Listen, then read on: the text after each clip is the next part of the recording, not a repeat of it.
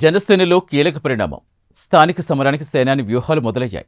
14 మంది కీలక నేతలతో పవన్ కళ్యాణ్ పవర్ఫుల్ కమిటీని కూడా ప్రకటించారు. కానీ ఈ లిస్టులో కనిపించని ఆ ఒక్క పేరు ఇప్పుడు ఏపీ రాజకీయాల్లో పెను తుఫాను రేపుతోంది. గతంలో అన్నింటికీ ఆయన కీలకం. పార్టీలో చేరినప్పటి నుంచి తిరుగులేని ప్రాధాన్యత. అలాంటి సీనియర్ మాజీ మంత్రి బాలినేని శ్రీనివాసరెడ్డికి జనసేన హైకమాండ్ షాక్ ఇచ్చిందా? తెర వెనుక అసలు ఏం జరిగింది? కూటమి పంచాయతీలే బాలినేనికి చెక్ పెట్టాయా? అసలు జనసేన ప్లాన్ ఏంటి?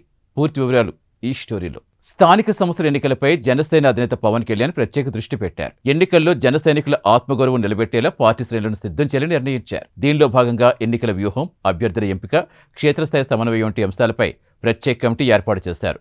మొత్తం 14 మందితో ఈ కమిటీ ప్రకటించారు. పార్టీలో కీలకంగా ఉన్న పలువురు నేతలకు ఇందులో చోటు కల్పించారు. అయితే మాజీ మంత్రి బాలినేని పేరు మాత్రం జాబితాలో కనిపించలేదు. గతంలో ముఖ్యమైన బాధ్యతలు అప్పగించిన నేతకు తాజా కమిటీలో స్థానం దక్కకపోవడం ఇప్పుడు రాజకీయ వర్గాల్లో చర్చకు దారితీస్తుంది.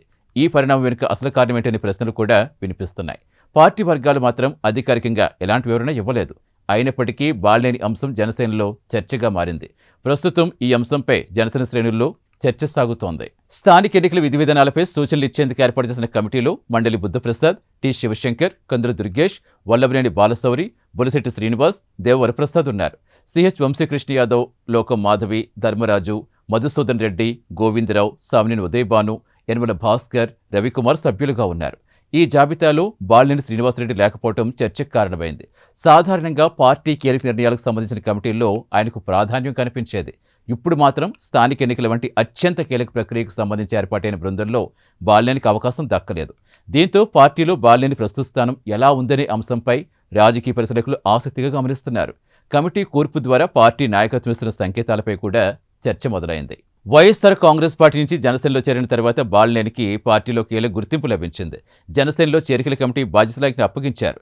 ప్రకాశం, నెల్లూరు, రాయలసీమ ప్రాంతాల్లో స్థానిక సంస్థల ఎన్నికలు, డీలిమిటేషన్ వ్యవహారాలకు సంబంధించిన బాధ్యతలు గతంలో నిర్వహించారు. ఈ నేపథ్యంలో తాజా కమిటీలో బాలినేని లేకపోవడం సహజంగానే ప్రాధాన్యం సంతరించుకుంది. ముఖ్యంగా గత కొంతకాలంగా బాలినేని చుట్టూ సాగుతున్న రాజకీయ పరిణామం పరిశీలిస్తే ఈ నిర్ణయం వెనుక కారణాలపై ఊహాగానాలు పెరిగాయి. ఒంగోలు టీడీపీ ఎమ్మెల్యే దామచర్ల జనార్దన్తో జరిగిన వివాదం తర్వాత బాలినేని వైఖరిపై కూటమి వర్గాల్లో అసంతృప్తి వ్యక్తమైనట్టుగా ప్రచారం జరుగుతోంది. కూటమికి ఇబ్బంది కలిగించే వ్యాఖ్యలు చేస్తున్న అభిప్రాయం కొందరు నేతల్లో ఉండనే చర్చ సాగుతుంది. ఈ నేపథ్యంలో తాజా కమిటీలో ఆయనకు చోటు దక్కలేదని రాజకీయ వర్గాల్లో ప్రచారం వినిపిస్తుంది. అయితే దీనిపై అధికారిక ధృవీకరణ మాత్రం లేదు. బాలినేని వ్యవహారంపై మరో కోణంలో చర్చ సాగుతోంది. గత ఎన్నికల్లో వైసీపీ తరపున పోటీ చేసిన ఆయన ఓటమి తర్వాత కొత్త మార్గం ఎంచుకున్నారు. మాజీ సీఎం జగన్తో విభేదాల నేపథ్యంలో జనసేనలో చేరారు. చేరిన సమయంలో పార్టీ నాయకత్వం బాలినేని అనుభవానికి తగిన ప్రాధాన్యం ఇచ్చింది. ప్రకాశం జిల్లాతో పాటు ఇతర ప్రాంతాల్లో రాజకీయ పరిచయాలున్న సీనియర్ నేతగా బాలినేని ఉపయోగించుకునే ప్రయత్నం చేస్తుంది. కొంతకాలంగా బాలినేని తిరిగి వైసీపీలోకి వెళ్తారనే ప్రచారం కూడా సాగింది. అయితే జనసేనలో కొనసాగుతున్న ఆయనకు కీలక కమిటీలో అవకాశం లేకపోవడం ఆ ఊహాగానాలకు కొత్త ఊపిచ్చింది. మరోవైపు టీడీపీతో సఖ్యత కొనసాగుతున్న కూటమి నేపథ్యంలో వ్యక్తిగత వ్యాఖ్యలు, స్థానిక వివాదాలు పార్టీ నాయకత్వానికి ఇబ్బందిగా మారకూడదనే ఉద్దేశంతో ఈ నిర్ణయం తీసుకునే వాదన కూడా వస్తోంది. దీనిపై జనసేన నుంచి ప్రకటన రావాల్సి ఉంది. అప్పటి వరకు చర్చలు కొనసాగుతూనే ఉంటాయి. ప్రస్తుతం జనసేన దృష్టి స్థానిక సంస్థల ఎన్నికలపై కేంద్రీకృతమైంది. గ్రామస్థాయి నుంచి పట్టణ స్థాయి వరకు పార్టీ బలాన్ని పెంచడం, కూటమి సమన్వయం మెరుగుపరచడం, అభ్యర్థుల ఎంపికలో స్పష్టమైన విధానం పాటించడం వంటి అంశాలపై నాయకత్వం దృష్టి పెట్టింది. ఇలాంటి కీలక సమయంలో ఏర్పాటైన కమిటీలో బాలినేనికి చోటు లేకపోవడం పార్టీ అంతర్గత సమీకరణాలపై ఆసక్తి పెంచింది. ఇది కేవలం కమిటీ కూర్పులో జరిగిన సాధారణ మార్పా, లేక నాయకత్వం తీసుకున్న వ్యూహాత్మక నిర్ణయం అనేది తేలాల్సి ఉంది. బాలినేని భవిష్యత్ రాజకీయ అడుగులు కూడా ఈ పరిణామం తర్వాత కీలకంగా మారచ్చు.